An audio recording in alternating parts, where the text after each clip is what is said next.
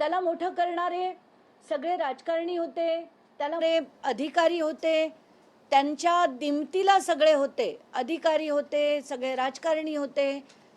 त्यातले आता काही राजकारणी नुसतंच भविष्य विचारायला किंवा एकाने सांगितलं म्हणून गेले असतील, पण काही राजकारणी संधी साधूपण करायला, काही काही साध्य करायला नक्कीच गेले असतील. म्हणून मी सगळे जेवढे राजकारणी मला सापडलेत त्याच्यात त्या यादीत, ती नुसती यादी वाचून दाखवणार आहे. तर याचा अर्थ माझा त्यांच्यावर काही आक्षेप आहे असं नाही, त्यांचे कॉल्स त्याच्यात आहेत म्हणून ते काही त्याच्या विकृत गोष्टींना सहभागी होते असंही म्हणता येत नाही. पण राजकारणी तिथे गेले हे मात्र मला नमूद करायचं आहे, म्हणून मी ती सगळी नावं वाचून दाखवते.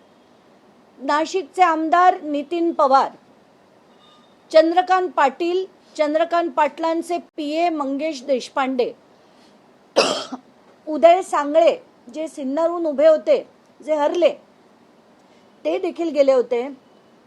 आमदार विधान परिषदेचे शिवाजी शहाणे, पद्मश्री पोपटराव पवार, रामदास खेडकर जे दादा भुसेंचे पीए आहेत, दीपक केसरकर यांचे आधी मला एक नंबर जो माझ्याकडे होता तो सापडला नाही, पण जेव्हा मी ट्रू कॉलरवरनं नंबर्स शोधत होती तेव्हा मला दीपक केसरकरांचा एक नंबर मिळाला ज्याच्यातनं 19 कॉल झाले होते. राहुल कोतडे जे OSD आहेत विखे पाटलांचे, एकनाथ शिंदेचं तर मी म्हटलंच आहे, प्रभाकर काळेंचं मी म्हटलंच आहे, सुनील तटकरे आणि एक जे नवीन नाव मिळालंय ते म्हणजे जयंत पाटील राष्ट्रवादीचे. मला हे नाव वाचून मात्र नक्कीच दुःख झालं, कारण त्यांच्याकडनं अशी अपेक्षा मला नक्कीच नव्हती की ते अशा बाबांकडे काही भविष्य विचारायला किंवा काय विचारायला, त्यांना कोण घेऊन गेलं, हे सगळं म्हणजे जाणून दुःख झालं की त्यांच्याकडनं अशी अपेक्षा मला नव्हती. मी पण रॉंग असेल, पण कारण बरेच जणांकडनं बरंच काही ऐकलंय, पण मला ती व्यक्ती चांगली वाटायची आत्तापर्यंत. असो, आता चाकणकर कुटुंबातले रुपाली चाकणकर, मुलगा सोहम चाकणकर, प्रतिभा चाकणकर, तन्मय चाकणकर, प्रफुल्ल चाकणकर, संकेत सायकर या सगळ्यांचे कॉल्स या यादीत सापडले. आता रुपाली चाकणकरांनी काल एक फेसबुक पोस्ट लिहिली आणि त्या फेसबुक पोस्टमध्ये त्यांनी लिहिलंय की माझ्यावर जे एक्झॅक्टली धनंजय मुंडे बोलत होते, एक्झॅक्टली तेच शब्द की माझ्यावर मीडिया ट्रायल होते, माझ्या विरुद्ध पुरावा दिला जात नाहीये, माझं अमुक नाहीये, माझं तमुक नाहीये, असं जे विधान त्यांनी काल केलं फेसबुक पोस्ट थ्रू, आणि त्या पण एक्झॅक्टली धनंजय मुंडेंसारख्या सध्या मीडियातनं गायब आहेत. जसे धनंजय मुंडेंवर जेव्हा आरोप झाले ते देखील त्यातनं गायब होते. तर आता ही पूर्ण यादी रुपाली चाकणकरांच्या फोन कॉल्सची आहे जी त्यांनी इनकमिंग आणि आउटगोईंग खरातांना केले. ही पूर्णच्या पूर्ण यादी मी आता माझ्या मीडियाच्या ग्रुपवर घालते. ह्याच्यात 177 कॉल्स आहेत, त्याच्यात जसं मी आधी म्हटलं कॉल रेकॉर्ड्स 177 आहेत, ज्याच्यात इनकमिंग कॉल 119 आहेत, आउटगोईंग कॉल 58 आहेत, आणि हा डेटा 1 एप्रिल ते 17 मार्च आहे. आणि इंटरेस्टिंगली 17 मार्चपर्यंत अगदी त्यांचा फोन बंद होईपर्यंत रुपाली चाकणकर त्यांच्याशी बोलायच्या, आणि एका दिवशी ते तब्बल 22 मिनिटं गप्पा मारत होते. हे कशाच्या गप्पा होत्या, त्यांना त्यांच्या संस्थानाची बोलणी होती का, आणि त्यांना अजूनही जर वाटत असेल की मी काही चूक केलेलं नाही आहे तर परमेश्वरच जाणो. कारण आत्ताच्या घटकेला ही मी जी यादी काढली आहे आणि याच्यात बाकीची जी नावं आहेत त्याची मी चौकशीची मागणी SIT कडे केली आहे. त्याच्यात टोटल जे टॉप 10 फोन नंबर्स आहेत ज्यांनी सगळ्यात जास्त वेळ खरातांशी बोललेत, त्याच्यात पहिल्या नंबरवर त्यांची मुलगी आहे, मी समजू शकते.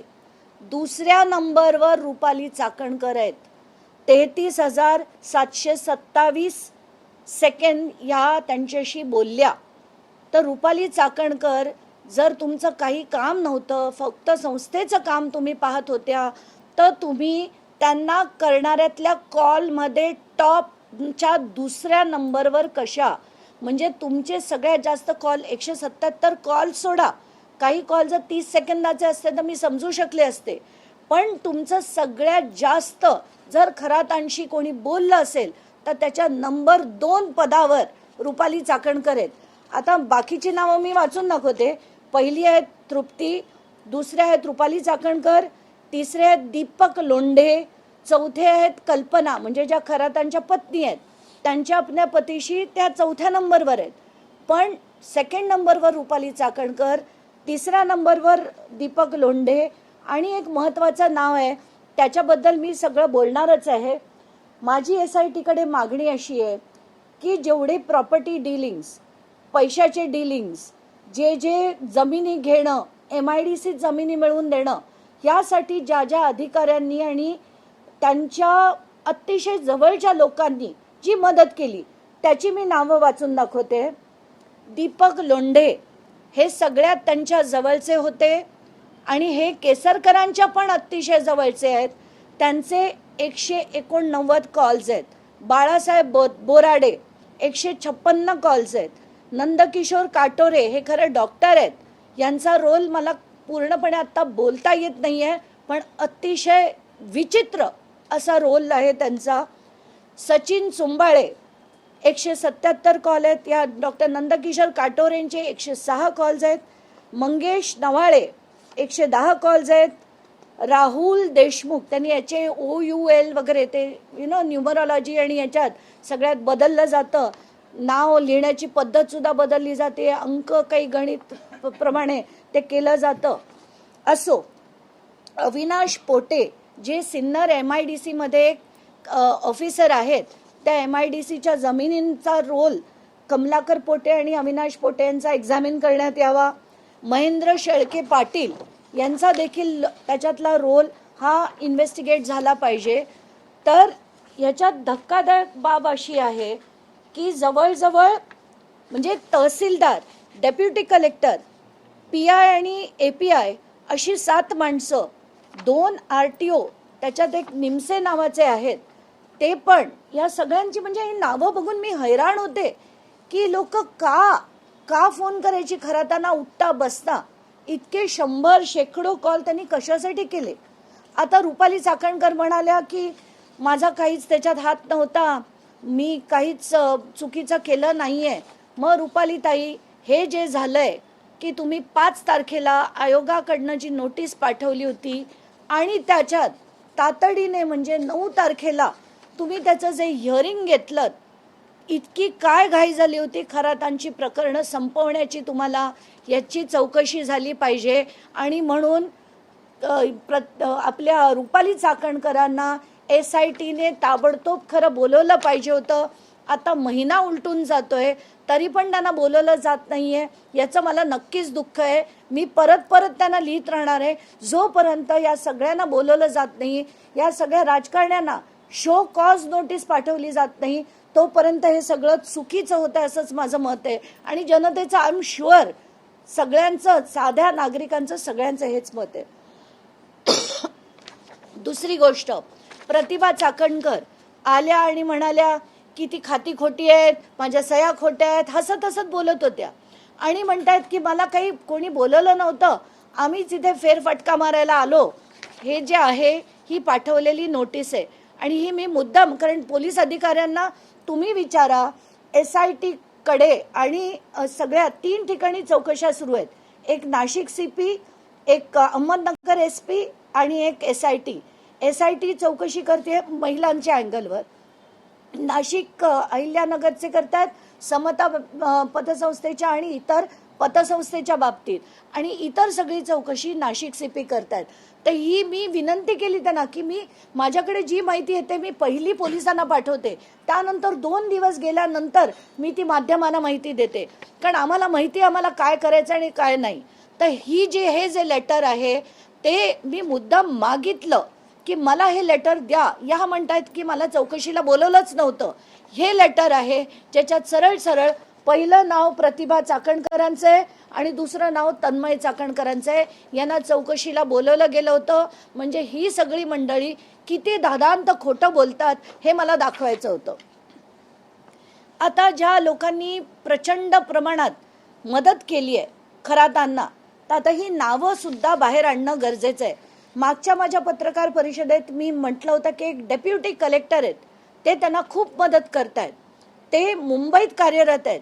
आता मी त्याचं नाव घेऊन सांगते, ते अभिजित भांडे पाटील, जे इथे SRA मध्ये होते. त्यांची SRAतनं सुद्धा त्यांना पदमुक्त करून त्यांना पुन्हा त्यांच्या ओरिजिनल ठिकाणी आणलेत. यांना खरं तर पदमुक्त करणंच गरजेचं आहे. यांना सस्पेंड पण नाही, त्यांना रस्टिकेट काढून टाकणं गरजेचं आहे. हे अभिजित भांडे पाटील तुम्हाला आता या चित्रांमध्ये आणि सगळे फोटोज जे आहेत ते मी सगळे माध्यमांना आता देते. हे अभिजित भांडे पाटील जे केसरकरांबरोबर दिसत आहेत आणि खरातांबरोबर या फोटोमध्ये दिसत आहेत. त्यांचे 2 फोन्स आहेत. एका फोनवरनं त्यांनी खरातांशी 143 वेळा संभाषण केलंय आणि दुसऱ्या फोनवरनं 53 वेळा. तर ही त्याची अख्खीच्या अख्खी लिस्ट आहे. लिस्ट किती कॉल्स त्यांनी केलेत. आणि आत्ताच्या घटकेला मला जी माहिती मिळाली आहे की कल्पना खरात, तृप्ती खरात, सृष्टी खरात आणि हर्षवर्धन खरात हे जे आत्ता फरार आहेत, तर त्याच्यात कल्पना आणि हर्षवर्धन फरार आहेत. त्या दोन्ही मुलींचा रोल मला माहित नाही म्हणून मी बोलणार नाही. पण हे जे 2 जण फरार आहेत त्यांना आत्ता यांनी कुठेतरी संरक्षण दिलंय आणि म्हणून मी SITला विनंती करते की यांची तात्काळ चौकशीसाठी यांना डिटेन करण्यात यावं अशी माझी मागणी आहे. कारण सगळीकडनं खरातांना मदत करण्यासाठी हा माणूस फार पुढे आहे असं मी अतिशय जबाबदारीने विधान करते. आता याच्यातली बाकीची माणसं, जसं मी म्हटलं, दीपक लोंढे नावाचा व्यक्ती ज्याचं नंबर 3 वर कॉन्व्हर्सेशन खरातशी होतंय, त्याचे आपण फोटो पाहूया. हा फोटो दीपक केसरकरांबरोबर, हा भाईंबरोबर, हा सुनील तटकरेंबरोबर, हा एकनाथ शिंदेबरोबर, हा पुन्हा एकनाथ शिंदे आणि दीपक केसरकरांबरोबर, हा पुन्हा दीपक केसरकरांबरोबर, हा दादा भुसेंबरोबर, हा पुन्हा एक दीपक केसरकरांबरोबर. तर हे सगळं का होतं? शिंदे गट हा त्यांच्या जवळ का होता? या सगळ्यात चौकशी राजकारणात मला बिलकुल पडायची इच्छा नाहीये. माझा आक्षेप या गोष्टीवर आहे की सगळी राजकारणी, हे सगळे अधिकारी हे सतत खरातांना मदत करत होते, पाठीशी घालत होते. आत्ता सुद्धा कल्पना खरात आणि हर्षवर्धन खरात यांना एवढ्याचसाठी लपवण्यात येत आहे कारण त्यांना जर अटक झाली तर सगळं याच्या मागचं षडयंत्र बाहेर येईल आणि म्हणूनच अभिजित भांडे पाटील यांना डिटेन करण्याची गरज आहे. आणि आता मी जसं म्हटलं होतं की मी शेवटचा मुद्दा जो घेईन तो अतिशय महत्त्वाचा असेल. मी मागच्या वेळी सांगितलं होतं की 27 ते 31 जानेवारी 2026 या दिवसांमध्ये समता पतसंस्थेमध्ये अफाट प्रमाणात उलाढाल झाल्या होत्या. मी तारखांमध्ये सांगितलं होतं की किती तारखेला किती मेसेजेस आले, त्याची माहिती सुद्धा मी माध्यमांना दिली होती. आता आणि एक महत्त्वाची माहिती म्हणजे ज्या दिवशी अजित पवारांच्या घराच्या बाहेर म्हणजे बारामतीच्या घराच्या बाहेर जेव्हा भानामतीचे प्रकार झाले, त्या 17 तारखेला रात्री खरात हे ठाण्यात आले होते. 18चा पूर्ण दिवस ते ठाण्यात होते आणि 34 सेकंदामध्ये 6 फायनान्शियल ट्रान्झॅक्शन्स झाले. जे 6 फायनान्शियल ट्रान्झॅक्शन 34 सेकंदांमध्ये. आणि त्या सगळ्याचा जे याच्यावर आपल्याला दिसतंय की हे जेव्हा झालं तेव्हा खरात ठाण्यात होते. ठाणा वेस्टला एका रेस्टॉरंटमध्ये बसलेले होते. आता याची चौकशी काय, त्याचं गूढ काय हे पोलिसांनी उलगडायचं आहे. आता तुम्हाला कोणाला काही प्रश्न विचारायचे असतील तर ते नक्कीच विचारा. ताई, आता तुम्ही जो शेवटचा मुद्दा मांडला त्या मुद्द्याशी संबंधित प्रश्न असा आहे की मागच्या वेळेला जेव्हा तुम्ही काही ट्रान्झॅक्शन बद्दल बोलला होता त्या अजित पवारांच्या मृत्यूच्या दिवसाच्या मागच्या पुढचे होते. आज तुम्ही सांगताय की भानामती जी झाली होती त्या दिवसाचे हे सगळे ट्रान्झॅक्शन आहेत. या ट्रान्झॅक्शनचा आणि अजित पवारांचा जो अपघाती मृत्यू आहे याचा काही संबंध आहे असं तुम्हाला वाटतं का? मला तर नक्कीच वाटतंय, म्हणूनच तर मी शोधलं की ज्या दिवशी कारण मी पहिले 27 ते 31 जे ट्रान्झॅक्शन्स होते ते मांडले. त्याच्यावर रोहित पवारांनी एक ट्विटरवर त्यांनी माहिती दिली होती की अजित पवारांच्या घराच्या बाहेर सुद्धा बानामतीचे प्रकार झाले होते. मी माध्यमांकडनं ती तारीख घेतली, ती तारीख शोधली आणि त्याच्यात मला दिसलं की त्या दिवशी त्यांचं लोकेशन हे ठाण्यात होतं आणि 6 ट्रान्झॅक्शन हे 18 तारखेला सकाळी झालेले आहेत आणि त्याचं सगळ्या 6चे 6 34 सेकंदांमध्ये होऊन हे सगळे 6 लोकेशन सुद्धा ते मी टावर लोकेशन सुद्धा एसपींकडे पाठवून दिलेले आहेत. ही सगळी माहिती जी मी बोलतेय ती 2 दिवसापूर्वी मी एसपींकडे पाठवलेली आहे. खरं तर नाशिकमध्ये तुम्ही आता कल्पना खरात यांच्या देखील नावाचा उल्लेख केला. अजून एक TCS कंपनीचा धर्मांतराचा प्रकार उघडकीस आलाय. मात्र या प्रकरणात दोन्ही ज्या महिला आहेत त्या दोन्हीही फरार आहेत. म्हणजे खरात प्रकरण असेल TCS प्रकरण असेल, दोन्ही महिला आरोपी फरार आहेत. अजूनही त्या सापडलेल्या नाहीयेत. खरं तर फसवणुकीचे गुन्हे देखील झाले आहेत, परंतु अजूनही का त्यांना पकडण्यात यश येत नाहीये? कसं आहे की कल्पना खरात यांच्यावर खरं तर पोलिसांनी पाळत ठेवणं गरजेचं होतं. ज्या दिवशी यांना अटक झाली त्या दिवशीपासून त्या कुटुंबावर पाळत ठेवणं हे खरं पोलिसांचं कर्तव्य होतं. पण त्यांना मुद्दाम, मला तर खरंच असं, कारण प्रत्येक नागरिकाला असंच वाटतं की हे मुद्दाम केलं गेलं का. त्यांनी त्या आता दुसरीकडे जाऊन तिकडनं रोज बेल ऍप्लिकेशन करताना आपल्याला दिसत आहेत, त्याच्यावर तारखा पडताना आपल्याला दिसत आहेत. मग त्यांना वाचवण्याचा प्रयत्न होतोय का? त्यांना अटक होऊ नये, त्यांची चौकशी होऊ नये, कारण चौकशी झाली तर अनेक गोष्टींचा उलगडा होईल. जसं आपल्याला आठवत आहे कराड प्रकरणात कृष्णा आंधळे तेव्हापासून जो गायब आहे तो आत्तापर्यंत मिळाला नाही. तर असाच काही प्रकार, कारण महत्वाची माहिती जी आहे, राजकारणी कोण इन्व्हॉल्ड आहेत ते बाहेर निघू नये म्हणून यांना गायब केलंय का असा प्रश्न पडतो. शेवटचा जो मुद्दा तुम्ही उपस्थित केलेला आहे की जेव्हा अजित पवार यांच्या घराबाहेर बाणामती झाली त्याच वेळी हा ठाण्यामध्ये होता, कुणाकडे इंडिकेट करायचं तुम्हाला नेमकं कुणाशी? मला आता काहीच इंडिकेट करायचं नाही. मला जी माहिती मिळाली 18 तारखेचा मी शोध घेतला, जी माहिती आली ती मी पुढे ठेवली आहे. आता कोणाचं काय इंडिकेट करायचं ते माध्यमांनी ठरवावं. मला त्याच्यावर काहीच टिप्पणी करायची नाही. तुम्ही म्हटलं ते 18 तारखेला झाली, ते कुणाकुणाच्याच झालेलं आहे काय? नाही, समता पतसंस्थेत 6 ट्रान्झॅक्शन 34 सेकंदांमध्ये झाली आणि ती 34 सेकंदांमध्ये किती रुपयांची झाली ह्याची चौकशी झाली पाहिजे. आता मला जी माहिती मिळतीये की 27 ते 29, 27, 28 आणि 29 या 3 दिवसात 5,33,00,000 रुपयाच्या ट्रान्झॅक्शन या समता पतसंस्थेत झालेल्या आहेत. म्हणजे ज्या दिवशी अजित पवार गेले त्या दिवशी 5,33,00,000च्या ट्रान्झॅक्शन्स 3 दिवसात झाल्या आणि 30 आणि 31ला ज्या झाल्या आहेत त्या फार छोट्या होत्या.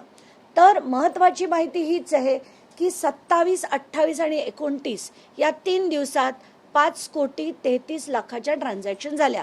आता त्या कोणाच्या झाल्या, कोणाकडनं कोणाकडे आले हे सगळं काढणं एसआयटीचं नाही. त्याचं खरं तर आता हे एवढा व्यवहार होतोय, त्याची व्याप्ती इतकी वाढत चालली आहे.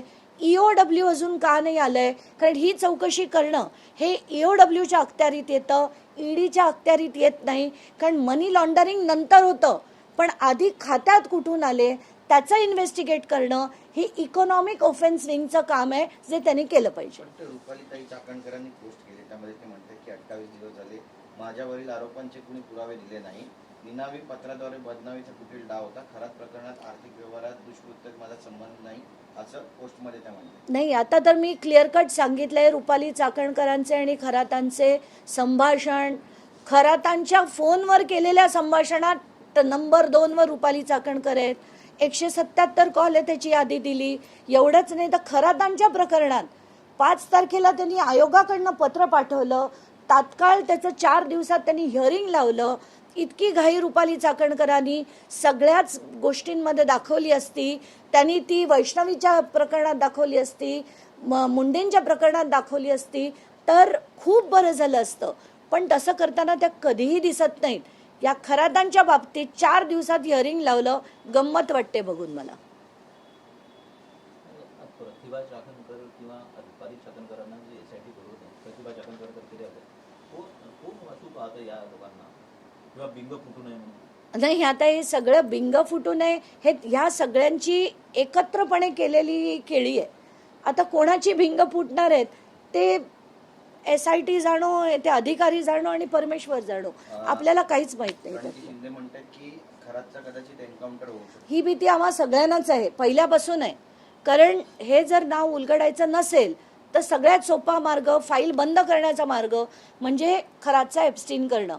आणि हेच एक्झॅक्टली मी कमीत कमी 10 दिवसापूर्वी माझ्या घरच्यांना सांगितलं होतं की याच्यातनं निष्पन्न काय होईल माहीत नाही. दुर्दैव असं की जिथे जिथे तुम्ही बघा राजकारण्यांची नावं येतात ना, सगळ्या फाईल्स हळूहळू क्लोज होतात. आणि मला ह्याच गोष्टीचा सगळ्यात जास्त राग आहे. चला, धन्यवाद. तृप्ती देसाई पण म्हणतायत की बंधू खरातला IG दत्तात्रय कराळे हे गुरु मानायचे. लैंगिक शोषणाचे पेनड्राईव्ह IG कराळेंनी गायब केले.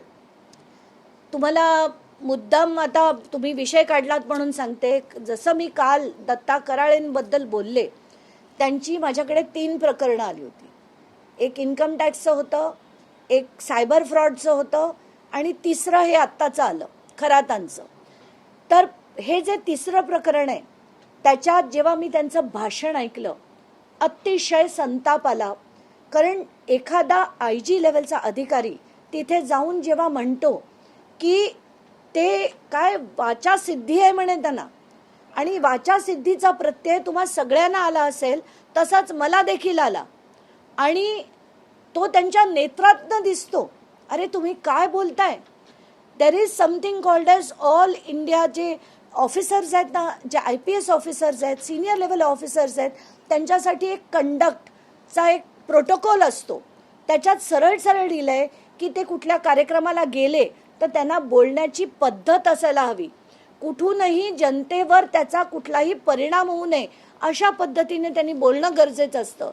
पण जर IG लेवलचा अधिकारी गुरुपौर्णिमेच्या फंक्शनमध्ये जाऊन बोलतोय की त्यांना वाचा सिद्धी आहे, वाचा सिद्धी, असं जर IG लेवलचा अधिकारी बोलतोय तर काय समजायचं लोकांनी? मग नागरिकांना वाटणारच ना की यांच्याकडे जायला काहीच हरकत नाहीये, हे अशोक खरात खरंच देवाचा दुसरा अवतार आहे, त्यांच्या पायावर काय, त्यांच्या डोक्यावर काय जी फुलं टाकली जायची ती पडणारच. कारण पोलीस जर त्यांचं संरक्षण करतील, अधिकारी करतील, राजकारणी करतील तर सामान्य जनतेला नक्कीच ती भोळी असते, त्यांना अमुक गोष्टी माहिती नसतात. तर त्या लोकांनी जे त्यांच्या पायावर आणि डोक्यावर जो फुलांचा वर्षाव केला त्यात काहीच नवल वाटत नाही मला. कराळे यांनी मात्र हे आरोप सर्व निकालास खोटे असल्याचं केलेलं आहे, हे सांगितलं. कधी कुठलाही माणूस माझ्यावरचे आरोप खरे आहेत असं म्हणेल का? आणि कराळेंनी ते बोलले, त्याच्यात मला काहीच आश्चर्य वाटत नाही. ते काय आहेत हे सगळ्या पोलीस फोर्सला सुद्धा माहिती आहे, सगळे टॉप टू बॉटम सगळ्यांना माहिती आहेत दत्ता कराळे काय आहेत ते. बरोबर. कराळे यांच्या मुलासोबत जासूद आणि खरात यांचे व्यवहार झाल्याचं कळतंय. त्यामध्ये कोणाशी? जासूद जो कराळे यांच्या मुलाचे व्यवहार जे आहेत ते जासूद आणि खरात यांच्या सोबत झाल्याचं समजतं. त्यामध्ये कराळे यांच्या मुलाच्या नावाने काही शेल कंपन्या देखील आहेत असं दिसून येतं. हो, तेही खरं आहे. कराळेंच्या मुलांच्या नावाने मी काय ते बोलणार नाही आता, कारण चुकीचं होईल ते. आणि संभाजीनगरचे पण एक अतिशय सिनियर व्यक्ती आहेत, त्यांच्या मुलांच्या पण एकत्र LLPs आहेत आणि त्याच्यात अनेक गोष्टी झालेल्या आहेत. पण तेच मी तुम्हाला सांगते की जर पोलीस जे लोकांचं संरक्षण करण्यासाठी आहेत तेच जर अशा पद्धतीने फ्रॉड्स करायला लागलेत एकानंतर एक, तर याला धारेवर धरणं गरजेचं आहे. पण या लोकांना यंत्रणा वाचवते, यांना टॉप भाजपचे अधिकारी वाचवत आहेत आत्ताच्या घटकेला. म्हणूनच मला असं वाटतंय की खरं जर या सगळ्यांना सरळ करायचं असेल तर गृहमंत्र्यांनी कारवाई करायला हवी होती, पण ते कधीच कारवाई करताना मला दिसत नाही.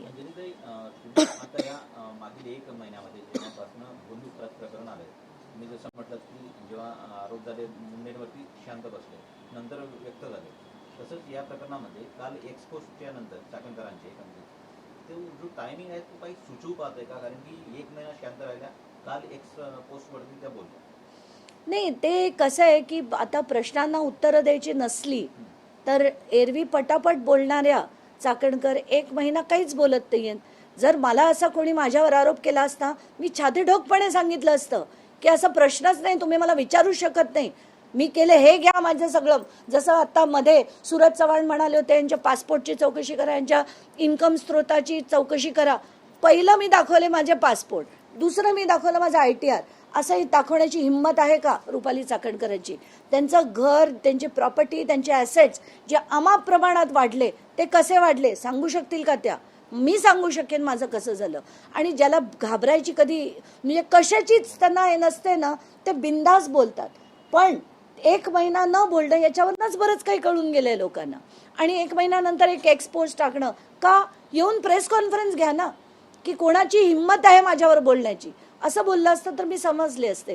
पण कालच्या त्या एक्सपोजवरनं बरंच काही कळलं. माध्यमांना टाळण्याचा प्रकार आहे. नक्कीच आहे. चला, धन्यवाद.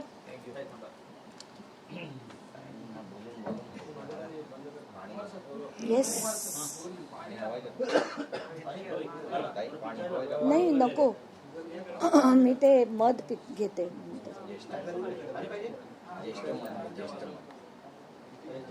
काळी येते.